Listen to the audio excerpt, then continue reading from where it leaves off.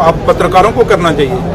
ये तो पत्रकारों के आप लोगों की डिमांड नहीं है। आप लोग जम्मू कश्मीर के रहने वाले नहीं हैं। हम तो प्रोटेस्ट कर रहे हैं सर, कोई सुनने वाला ही नहीं। सुनिए मेरी बात, सुनने वाले सब कुछ होता है, लेकिन पत्रकार जम्मू कश्मीर का उनकी बहुत बड़ी जिम्मेवारी है, और खासकर जम्मू सूबे की जो पत्रकार है उनका बहुत बड़ी जिम्मेवारी इसलिए है कि हमें ये सोचना पड़ेगा कि हमने क्या करना है। हम एक साइड दूसरी स्टोरी चलाते हैं, दूसरी साइड दूसरी स्टोरी चलाते हैं। रही बात कि नेशनल कॉन्फ्रेंस की जिम्मेवारी नहीं है स्टेटहुड की खाली, ये जम्मू कश्मीर के अगर लोग चाहते हैं, अगर आप चाहते हैं, आपके आस पड़ोस के लोग चाहते हैं, जो आदमी चाहता है, ये सबकी जिम्मेवारी है। और अगर जिम्मेवारी अगर आप समझते हैं कि हमें स्टेटहुड चाहिए तो हर आदमी को फिर निडरता से और खुल के सामने आना पड़ेगा। रही बात जहां तक नेशनल कॉन्फ्रेंस की ताल्लुक है कि हमारे मैनिफेस्टो में हमने ये वादा किया था जम्मू कश्मीर के लोगों के साथ कि हम जम्मू कश्मीर की जो खोई हुई शिनाख्त है, जो महाराजा हरि सिंह का स्टेट था, उस जो हमारा स्टेट तोड़ के हमें एक यूटी बनाया गया, उस यूटी को हम दोबारा से स्टेट में बदलने के लिए कोशिश करेंगे। और इसके लिए जब हिंदुस्तान के हमारे प्रधानमंत्री, हमारे होम मिनिस्टर साहब ने हिंदुस्तान के, उन्होंने वादा किया था जम्मू कश्मीर के लोगों से इलेक्शन के टाइम कि जब भी इलेक्शन खत्म होंगे उसके बाद हम स्टेटहुड वापस कर देंगे, स्टेट का दर्जा जम्मू कश्मीर को वापस दे देंगे। बट आज 1.5 साल हो गया, 18 महीने हो गए हैं उमर अब्दुल्ला सरकार बने हुए, और आज तक ये स्टेट का दर्जा बहाल नहीं किया गया। हम जो जम्मू कश्मीर की जो बीजेपी है, जो रोज बातें करती है, रोज नेशनल कॉन्फ्रेंस के ऊपर उमर अब्दुल्ला सरकार के ऊपर इल्जाम लगाती है, हम बीजेपी के लोगों को पूछते हैं क्या आपका वादा नहीं है जम्मू कश्मीर को स्टेट का दर्जा बहाल करना? जब तक स्टेट का, क्योंकि जम्मू कश्मीर को स्टेट का दर्जा बहाल करना इसलिए नहीं है कि उमर अब्दुल्ला सरकार को फायदा है। मुझे क्या फायदा होगा? मैं आज जम्मू कश्मीर का डिप्टी चीफ मिनिस्टर हूँ, उमर साहब चीफ मिनिस्टर हैं। हमें जो एक आप लोगों ने हमें जो चुन के भेजा है, हम तो बैठे हैं अपने ओहदों पे, लेकिन हम लोगों को डिलीवर करना चाहते हैं। आज घर घर में बच्चा बेरोजगार है, उस बच्चे को रोजगार कैसे देंगे? हम एक डेली वेज नहीं लगा सकते। आपको याद होगा जब 2008 में सरकार बनी थी, उस समय कितने डेली वेजर लगाए थे उमर साहब ने? उमर साहब जब चीफ मिनिस्टर बने थे, वही डेली वेजर जो उस समय हमने लगाए, आज वो पक्का होने के लिए डिमांड कर रहे हैं। लेकिन पिछले 11-12 साल में यहाँ बीजेपी और पीडीपी की सरकार रही। क्या आप बीजेपी के लीडरों को पूछते हो कि भैया आप बताएं, या आप तो कहते हो कि नेशनल कॉन्फ्रेंस के लोगों ने इनको पक्का नहीं कर रहे हैं, हमें तो 18 महीने हुए, लेकिन ये तो बताएं बीजेपी के लोग कि 11-12 साल आपकी हुकूमत रही बीजेपी और पीडीपी की, क्यों नहीं डेली वेजरों को पक्का किया? क्यों नहीं रैबरे खेल को पक्का किया? क्यों रैबरे जंगलात को पक्का किया? क्यों रैबरे ज़राअत को पक्का क्यों नहीं किया? होमगार्ड को क्यों नहीं पक्का किया गया? एनवाईसी को क्यों नहीं पक्का किया गया? क्यों नहीं जो आपके लोग जो आज एनएचएम के हैं, आपकी आंगनवाड़ी हमारी लड़कियां हैं, उनकी क्यों नहीं काम किए गए? आशा वर्कर को क्यों नहीं काम किया गया?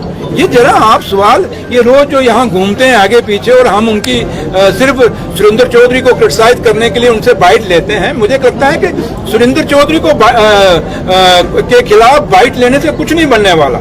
बात ये होगी कि जम्मू कश्मीर के लोगों को क्या मिला, निशारा के लोगों को क्या मिला, क्या लोगों ने जिनका मकसद के लिए आप लोगों को लोग देखते हैं, लेकिन आप लोगों की भी जिम्मेदारी बनती है कि आप लोगों को एक इंसाफ करें, लोगों को एक दिखाएं उन लोगों के चेहरे जो लोग नहीं काम। आपके सामने आज निशारा काम हो रहे हैं, लेकिन निशारा में एक ऐसे लोग हैं, एक ऐसा पेज है जो रोज चढ़ता है, आपको दिखता नहीं है क्या? आप उस पेज के ऊपर क्यों नहीं बोलते? रोज कहता है, जब कोई दूसरे बाहर के लोग कहते हैं जी निशारा बहुत काम हो रहा है, बहुत काम हो रहा है, बहुत काम हो रहा है, तो क्या आप उन लोगों को पूछते हो कि भैया आप क्यों क्रिटिसाइज कर रहे हो? अगर निशारा के काम रुक जाएंगे तो नुकसान किसका होगा? क्या सड़कों पे आपके यहाँ के पत्रकारों ने नहीं चलना? क्या निशारा के लोगों ने नहीं चलना? क्या बीजेपी के लोगों ने इन सड़कों पे या इन पुलों को क्रॉस नहीं करना? इन चीजों से हमें ऊपर उठना होगा। यहाँ हमें वो लोग हम पे इल्जाम लगाते हैं जिनके उनके क्रैशर कितने हैं। कभी आप में से किसी ने पूछा कि जनाब आपके क्रैशर कैसे लग गए? सुरेंद्र चौधरी को तो कहते थे क्रैशर कितने निकले क्रैशर? वो लोग कहते थे कि सुरेंद्र चौधरी ने तो यहाँ कहीं कहते हैं जी ट्रांसफर में पैसे खाते हैं, उनको बोलो प्रूफ है तो लाओ ना, क्यों नहीं सामने खड़े करते?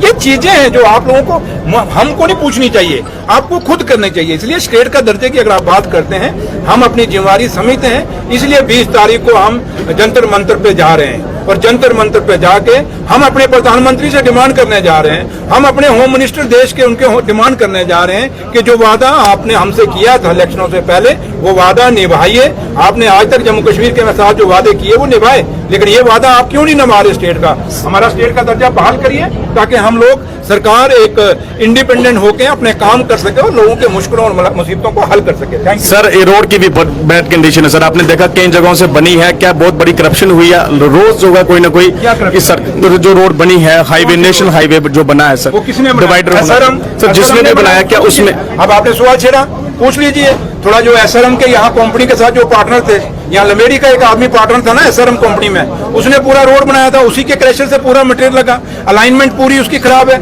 उसके ऊपर इंक्वायरी चल रही है। जरा उनको पूछ लीजिए भैया जो जब आपने रोड बनाई थी इसकी अलाइनमेंट क्यों गलत की? उन्हीं बंदों को पूछिए जो लमेड़ी में कुछ लोग बैठे हैं जो एसआरएम के पार्टनर हैं, आपके सामने वो ले में भी काम कर रहे हैं। वो वहाँ टनल जो है ये पाटा दूरिया में जो पीजी के पास टनल बन रही है उसमें भी एसआरएम के पार्टनर हैं लमेड़ी के कुछ लोग। उनको पूछिए कि आज जिस रोड पे एक्सीडेंट हो रहा है, ये आपका बगनोटी वाला, ये राजल वाला और ये लमेड़ी वाला जो सिहोट वाला रोड है, जिस लोगों ने बनाया, ये आपके पड़ोस में तो हमारे यहाँ तो रहते हैं हमारे, जरा उनको पूछिए क्यों आपने ये गलत रोड बनाया, क्यों इसको बराबर क्यों नहीं किया, इसमें जिग जैग आप देखते नहीं कितना जिग जैग है, और जब ये बनाया गया इसके ऊपर आपने क्यों नहीं डिवाइडर लगाए? तो लगे जरा इनको पूछिए, ये रोज यहाँ घूमते हैं एक पीला सा कुर्ता पजामा पहन के, उनको जरा पूछ लीजिए। सर, नहर का भी इशू है, खत्म हो चुकी है, लिफ्ट की भी बात की गई सर, नहर की बहुत बड़ी प्रॉब्लम, लमेड़ी तक सर पानी नहीं और जो बनी है। हाँ, मैं मानता हूँ, लेकिन कुछ चीजें मैंने आपको पहले ही कहा, मुश्किलें बहुत हैं सर। अब तो आप उम्मीद है, हम क्यों स्टेट मांग रहे हैं, हम स्टेट क्यों मांग रहे हैं, यही बात के लिए कुछ चीजें आपको समझनी पड़ेगी। हम स्टेट ये जब हम स्टेट मांगते हैं, कहते हैं जिनको स्टेट दे दिया ये हम लोगों को अंदर करा देंगे, भाई जो करप्ट होगा उसको अंदर कराएंगे। लेकिन जहां तक हम स्टेट क्यों मांग रहे हैं, जम्मू कश्मीर को जो फंडिंग हो रही है वो यूटी के मुताबिक हो रही है, जब हमें, लेकिन हमारी जरूरतें क्या हैं वो एक स्टेट के मुताबिक है, और जब हमारी जरूरतें स्टेट के मुताबिक हैं, पैसा हमें यूटी के बराबर आएगा, जितना लद्दाख यूटी को मिलता है उतना हमें मिलता है, जितना चंडीगढ़ यूटी को मिलता है या दिल्ली यूटी को मिलता है इतना हमें मिलता है। लेकिन जम्मू कश्मीर एक स्टेट का दर्जे का था और उसकी जरूरतें आज एक स्टेट की हैं, लेकिन पैसा जब हमें एक यूटी का आएगा, मुझे बताएं कैसे हम इतना खर्चा करेंगे? आज आपके जल जीवन मिशन है, किसके टाइम में हुआ? यहाँ आपके सामने लोगों ने लोहे की पाइपें लगानी थी तो प्लास्टिक की लगाई, किसके दौर में लगी? और जो ठेकेदार है पार 3-4 तो मैं सरपंचों को जानता हूँ यहाँ पार के हैं, और किसके बंदे हैं वो? ये जो रोज जो पेज पे चढ़ाते हैं उनके बंदे हैं ना, उनको पूछे कि सफर तो जनता कर रही है। सुनिए ना, सफर नहीं, पूछिए ना उनको, आप पूछिए, आपकी जिम्मेवारी बनती है कि भैया आप बड़ी जिम्मेवारी पर आप बड़ी रोज बातें करते हो, बताओ लोहे की पाइपों की जगह आपने प्लास्टिक की पाइपें क्यों लगाई पीएचई में? जरा उनसे सवाल पूछ लीजिए, मैं क्या के जाता हूँ आपको। पीडीपी और बीजेपी कहती है कि नेशनल कॉन्फ्रेंस ने बैकडोर जो नौकरियां दी हैं, सर क्या कहें इसके ऊपर? मैंने कहा ना, जहां तक ये इल्जाम लगाना बड़ा आसान है, अगर बैकडोर एंट्री हमने रिक्रूटमेंट की है, जम्मू कश्मीर बैंक में 2000 लोग लगे थे, क्या बीजेपी और पीडीपी के रिश्तेदार नहीं लगे? खादी विलेज इंडस्ट्री बोर्ड में उसका चेयरमैन हूँ, आज भी मेरे पास फाइल है सुप्रीम कोर्ट से, वो हारे हैं केस, ये बीजेपी और पीडीपी वाले, इनके बच्चे, इनके परिवार के लोग। और वो जो 150 बंदा लगा, वो किसका लगा था? वो बैकडोर नहीं थी।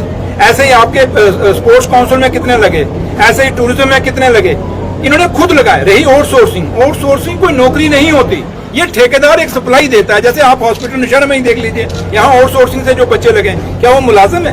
वो आज भी बाहर है बेचारे, कल भी बाहर है। जिस दिन ठेकेदार के साथ थोड़ी सी बात करेंगे, ठेकेदार उठा के बाहर फेंक देगा।